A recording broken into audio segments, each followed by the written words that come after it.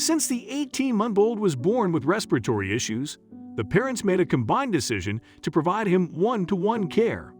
And the first thing that struck their mind was to hire a new nanny, even if it required paying her a top dollar.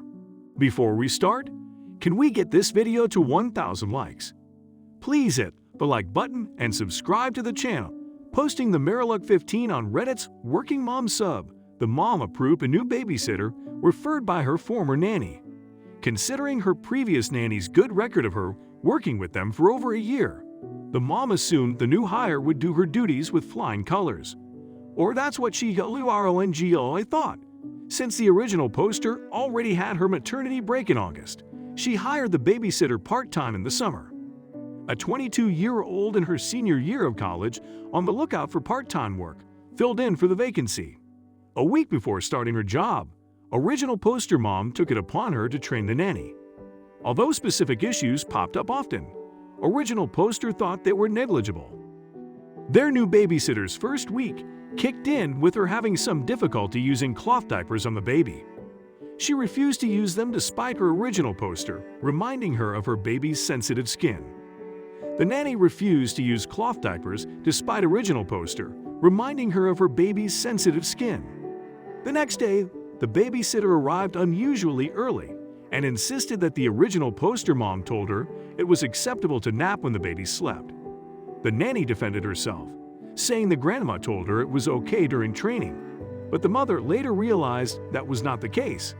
In fact, the grandma insisted it was unsafe to leave the car seat loose, but that she would often do it due to arthritis and difficulty in straightening the straps using pliers. The nanny assumed she could also leave the car seat loose. Slowly, more issues cropped up, like the nanny refusing to leave the house with the baby on rainy days. Despite the original poster offering to watch the baby on Tuesday mornings so that the nanny could attend her private counseling, the woman insisted she take the baby with her Della. Later, she refused to take the boy along because it would embarrass her if he developed any breathing issues in public. With each passing day, original poster faced more difficulties coping with the nanny. The woman often left the dishwasher unattended, discarded stale breakfast on the counter, and trashed things around.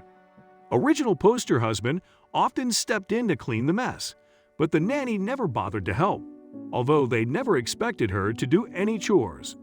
Though original poster was bent on letting the babysitter go by this point, she worried about how it would affect her baby who adored the woman. One day, she came home early to give her baby new asthma meds and wanted to surprise the nanny by letting her get off early for the day. Just then, she found the baby babbling in his crib. The baby monitor was unplugged and his door was shut. Original poster looked for the nanny and found her napping, cosily covered up in a purple blanket. She called her name loudly, but the booming wake-up calls didn't awaken the woman. Frustrated and chilled to the bone, the mom waited to see how long the nanny would take to get up. She glanced around and fumed and saw a mac and cheese carton near inches away from the burner that was still lit. Around 30 minutes later, the babysitter woke up indifferent to the original poster description of the harrowing encounter, prompting the original poster and her husband to finally decide to let the woman go in favor of their baby's safety. The next day, the babysitter arrived unusually early and insisted that the original poster mom told her it was acceptable to nap when the baby slept. In defense of her mother, original poster said she could envision her mom saying certain things, but suggesting it was awkward to nap on duty wasn't one of those. The nanny then blamed the herbal tea she'd taken for dozing off. Unmoved and fuming, original poster decided it was time to part ways.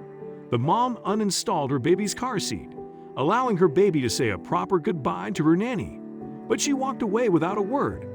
Original poster reached out to her mom later and confirmed that she actually told the nanny to sleep in the baby's room for a bit if she wanted so that she was nearby if the baby needed anything.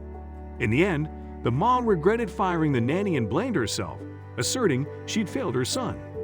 But the internet empathized with her concerns and understood why she was apprehensive about trusting the woman again. Redditor Serenica sided with original poster, stating, "Sleeping with the stove burner on is the most negligent thing I can think of. Absolutely do not be upset that you fired this woman. She is completely untrustworthy." The person advised that firing the nanny wouldn't fail the original poster's son, as it was only a step higher in protecting him from unforeseen dangers. You did not fail him. You did the right thing and protected him by firing her. Maybe install a house camera so you can periodically check in on the new nanny. Conclusively, the online community sided with the original poster in her decision and told her there was nothing to feel guilty about firing a babysitter who should have acted responsibly. After rummaging through the insightful responses, the mom eventually realized that she wasn't alone in firing negligent nannies. "I am glad I am not the only one who felt bad for firing someone, even though it was justified," she asserted. Would you still pay the top dollar to a negligent nanny, considering your kid still likes her? Original poster said she was compelled to fire her new nanny due to her carelessness towards her baby's well-being, although she worried how it would affect her toddler who liked being around her. Would you still forgive such a nanny and keep her just because your kid is attached to her?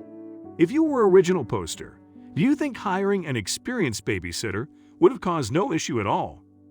Original poster hired the new nanny based on her former babysitter's referral.